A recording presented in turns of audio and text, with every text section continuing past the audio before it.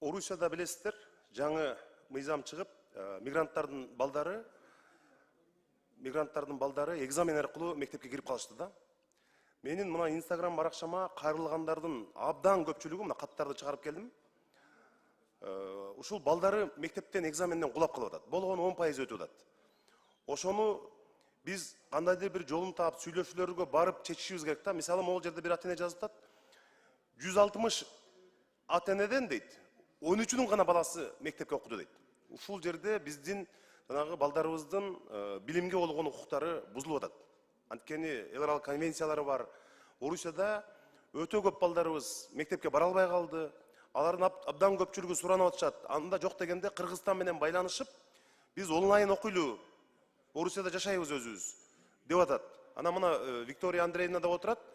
Бишкектеги, Оштогу мектептерге дагы бул абдан чоң жүк болду да.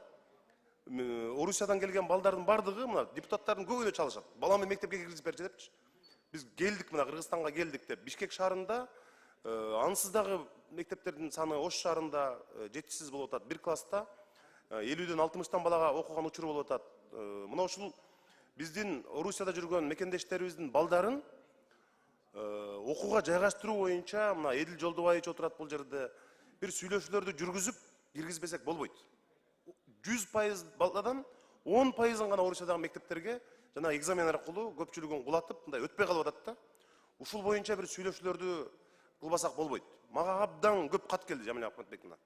Абдан көп кат. Мына бирөөсүн эле окуп берсем, мындай абдан жогорку жака жеткириңиздер дейт. Мына Екатеринбургтан жазып атам дейт. Россиядагы балдарыбыздын проблемасы документтерди көп талап кылып атат дейт. Орус тилинен тест тапшырыш керек деп атат, экзамен тапшырыш керек дейт. Мына мигранттардын балдарынын ушу билимге болгон укугун Жамил Акматбек мына өзүңүз дагы мына Эдил Жолдубаевич бир сүйлөшүүлөрдү жүргүзүп чечпесек абдан кыйналып кетишти.